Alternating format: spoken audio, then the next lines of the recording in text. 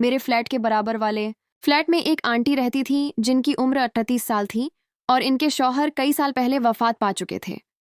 इनके 2 बच्चे थे जो अपने नाना नानी के पास रहते थे, जबकि वो आंटी अपनी जिंदगी अकेले गुजार रही थीं।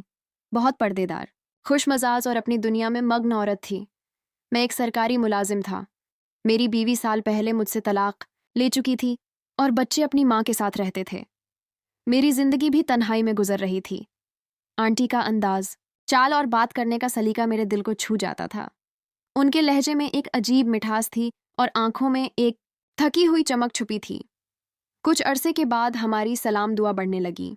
वो अक्सर अपने फ्लैट के बाहर झाड़ू लगा रही होती तो मुझे सलाम करती। मैं जवाब देकर मुस्कुरा देता। एक दिन वो मेरे दरवाजे पर आई, हाथ में तेल की बोतल थी। कहने लगी, भाई सॉरी, एक काम था। मेरी वो पुरानी सिलाई मशीन, इसकी सुई जाम हो गई है।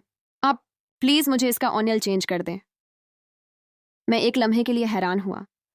आंटी की आवाज़ में थोड़ी शर्म थी, मगर इसके पीछे एक मासूम एतमाद बैठा था।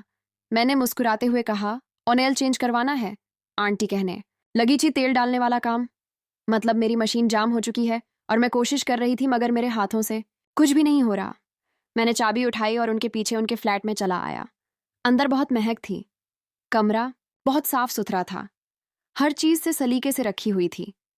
आंटी मशीन लाकर एक चादर पर रख चुकी थी। मैं बैठा, हाथ में कपड़ा लिया और धीरे से सफाई शुरू की। मैंने कहा, यह मशीन बहुत पुरानी है। आंटी कहने लगी, हाँ, यह मुझे शादी के वक्त मिली थी, लेकिन अब तो जैसे हर चीज की रवानी खत्म हो चुकी है। मैंने एक नजर उनकी आंखों में देखा था। एक लम्हे को खामोशी तारी हो चुकी थी। वो बात कहने के बाद फौरन किचन में चली गई। कहने लगी, चाय बनाकर देती हूँ, आप मेरी मशीन का ऑयल चेंज कर लें। जब वो वापस आई तो मैंने सफाई मुकम्मल कर ली थी और तेल लगाकर मशीन को रवा दिया था। मैंने कहा, आप चलाकर देखें। वो मेरी बात सुनकर मुस्कुरा पड़ी। थोड़ा सा झुककर मशीन की सुई को हाथ लगाया। मशीन ने रवानी से चलना शुरू कर दिया। कहने लगी, वाह भाई, आपने तो जैसे जादू कर दिया हो। मैंने कहा, आंटी ये सिर्फ ऑयल चेंज था, असल बात रवानी की होती है। जब वक्त पर चिकनाई मिले तो हर चीज दोबारा चल पड़ती है। आंटी ने एक लम्हे को मेरी तरफ देखा, जैसे मेरी बात समझ गई हो, मगर वो कुछ भी नहीं बोली। इनके लब्बों पर एक ऐसी मुस्कुराहट थी जिसमें कई राज दफन थे। उसी शाम के बाद हमारी बातचीत में एक नरम रवानी शुरू हो गई। अब वो कभी कभी दोपहर के वक्त मुझे चाय पर बुला लेती। मैं भी बगैर शर्म के वहां चला जाता। एक दिन आंटी कहने लगी, भाई आज मेरी तबीयत कुछ मौजल है, अगर आपको बुरा ना लगे तो आप मेरे कंधे पर थोड़ा सा तेल लगा दें, ऐसे लगता है जैसे कुछ जम गया हो। मैं आंटी की बात सुनकर हैरान हुआ, लेकिन मैंने कहा, जी मैं लगा देता हूँ। आंटी के लहजे में कोई शरारत नहीं थी, बस वही पुरानी आंटी थी, अपनी दुनिया में मगन मगर अंदर से तन्हा। मैंने तेल हाथ में उठा लिया। आंटी सोफे पर लेट चुकी थी। उनके दुपट्टे का किनारा कंधे से सिरक रहा था। मैंने उंगलियों में थोड़ा सा तेल लेकर उनके कंधे पर नरमी से मलना शुरू कर दिया।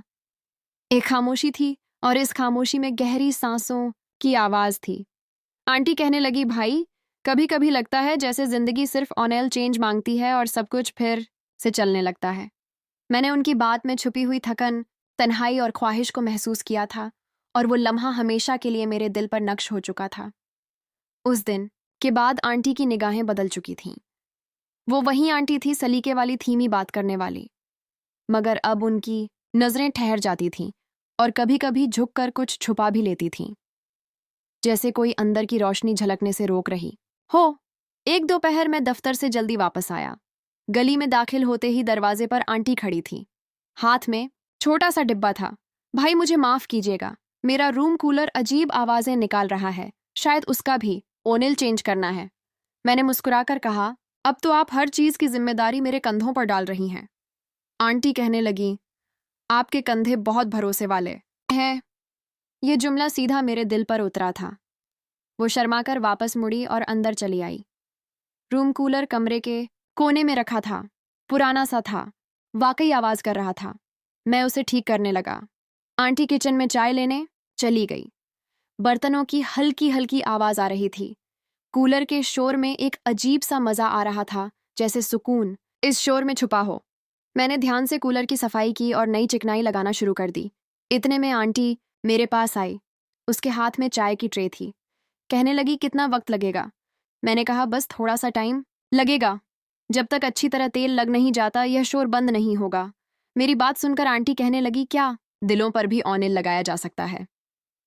मैंने हैरान होकर उन्हें देखा तो वो मुस्कुरा रही थी, मगर यह मुस्कुराहट किसी मजाक की नहीं, एक अधूरे सवाल की थी। मैंने कहा, दिल पर सिर्फ वही तेल लगता है जो नियत से निकले और जो बगैर छुए वहां तक पहुंच जाए। खामोशी छा चुकी थी। कूलर बंद हुआ, पंखा रवा हो चुका था। मैंने कहा, अबे शोर नहीं करेगा? आंटी कहने लगी, काश इंसान भी इतने आसान होते। खैर, हम दोनों ने चाय पीना शुरू की। धीरे धीरे मौसम गर्म हो रहा था। मैंने खिड़की से बाहर देखा।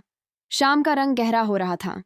आंटी मेरी तरफ देखते हुए कहने लगी, भाई, कुछ दिनों से मेरी तबीयत खराब है। शायद जिस्म में नमी की कमी हो चुकी है। अगर आपके पास वक्त हो तो आज जरा मेरे पांव पर तेल मल दें। ये जुमला आम होता तो शायद बुरा लगता, मगर वो इस कदर नरमी और सादगी से कह रही थी कि उसमें कोई शरारत नहीं थी। बस एक औरत की तन्हाई झांक रही थी, जो अपने जिस्म की बेरौनकी को किसी के लम्स से जगाना चाहती थी, वो भी बगैर किसी लफ्जी तजावज के। मैंने सर हिला दिया। वह सोफे पर बैठ चुकी थी। दुपट्टा अब भी मुकम्मल अंदाज में था। उन्होंने पांव सोफे से नीचे किए। मैंने हल्के हाथों से तेल उंगलियों पर लगा लिया और इनके तलवों पर नरमी से लगाना शुरू किया। उनके सांस की रफ्तार आहिस्ता आहिस्ता बदलने लगी। उन्होंने अपनी आंखें बंद कर लीं। कहने लगी, आपके हाथों में बड़ा सुकून है। ऐसा लग रहा है जैसे मेरा जिस्म जिंदा हो रहा हो। आंटी की बात सुनकर मैंने कुछ नहीं कहा। मैं सिर्फ उनकी मालिश करता रहा। आंटी कहने लगी, कभी कभी लगता है कि तेल सिर्फ मशीनों के लिए नहीं होता। जिस्म भी चीख चीख कर कहता है, अब कुछ रवानी चाहिए। मैंने सर उठाया। उनकी आंखों में नमी थी, लेकिन यह आंसू नहीं थे। ये किसी दबे जज्बात की गवाही थी। मैंने सिर्फ इतना कहा, रवानी मिल जाए तो जिंदगी का पंखा भी बगैर शोर के चलता है। एक लम्हे को हम दोनों खामोश हुए, मगर इस खामोशी में एक मायदा तय पा चुका था। बगैर जुबान के, बगैर वादे के मैं मामूल पर अपने रोजमर्रा के काम करता रहा। मगर हर रात जब फ्लैट की खामोश दीवारें मेरे गिर्द सन्नाटा बुनने लगती, तब आंटी के वो लम्हे याद आने लगते। एक शाम दरवाजे पर दस्तक हुई। दरवाजा खोला तो आंटी हाथ में कुछ कपड़े लिए खड़ी थी। कहने लगी, भाई, आपको तकलीफ होगी, मगर मेरी वॉशिंग मशीन बंद हो चुकी है। कुछ लोग तो कहते हैं इसकी मोटर जाम हो चुकी है, और मुझे लगता है बस थोड़ा सा साथ चाहिए। मैं मुस्कुरा पड़ा। मैंने दिल ही दिल में सोचा कि यह औरत हर बार मुझे ही क्यों याद करती है, मगर शायद वह जानती थी कि मैं चीज़ें ठीक करने का फन जानता हूँ, चाहे वह मशीन हो या दिल हो। उनके कमरे में दाखिल होते ही खामोशी कुछ गहरी होने लगी। मैंने मशीन का ढक्कन खोला। वाकई कुछ पाइप पुराना हो चुका था। हाथ गीला करने के लिए मैंने वॉश बेसिन से पानी लिया। आंटी पास खड़ी थी। उनके बाल खुले हुए थे और खुशबू इनके वजूद से बहुत तेज आ रही थी। कहने लगी, भाई, अगर हाथ गीले हो चुके हों तो फिर एक छोटा सा काम और करते। मेरे कंधे में आज भी वही खिंचाव है। मैंने पलट कर देखा। उनकी आंखों में कोई शर्म नहीं थी, न सवाल था। सिर्फ एतमाद, सिर्फ तलब, सिर्फ एक बेआज इल्तजा थी। मैंने मुस्कुराकर कहा, बस 1-2 मिनट रुक जाए। मैंने हल्का सा तेल हाथ में लगाया और नरमी से उनके कंधे पर लगाना शुरू किया। उनकी सांसें आहिस्ता आहिस्ता गहरी होने लगी। कहने लगी, भाई, क्या आपको लगता है लम्स सिर्फ जिस्म को नहीं, दिल को भी नरम करते हैं? मैंने आंटी की बात का जवाब नहीं दिया, सिर्फ अपने हाथ का दबाव थोड़ा सा नरम कर दिया। आंटी फिर कहने लगी, पता है, मेरे शौहर जब जिंदा थे तो इतनी नरमी कभी नहीं मिली। शायद जिंदगी में हर रिश्ता शोर करता है, मगर कुछ लम्हे सिर्फ चुप में मुकम्मल होते हैं। वो आहिस्ता आहिस्ते बोल रही थी। उनके अल्फाज मेरे अंदर उतर रहे थे। मैंने उनकी गर्दन पर हल्के से उंगलियां फेरी और उनका बदन एक पल को लरस गया था। आंटी कहने लगी, कभी कभी लगता है जैसे आप सिर्फ ऑनल से मेरी अधूरी सांसें भी ठीक कर रही हैं। मैं झुककर मशीन बंद करने लगा। दिल की रफ्तार बहुत तेज थी। मेरे हाथ कांप रहे थे, मगर जाहिरी तौर पर मैं मुकम्मल काबू में था। मैंने कहा, मशीन अब चलने लगी है। मैंने हर चोर पर तेल लगा दिया है। आंटी कहने लगी, और मेरे जोर पर यह सवाल जैसे हवा में रखा गया हो। मैं इसका जवाब दिए बगैर उठा और मैंने आहिस्ता से कहा, जो बातें जुबान पर आ जाए वह अक्सर टूट जाती हैं।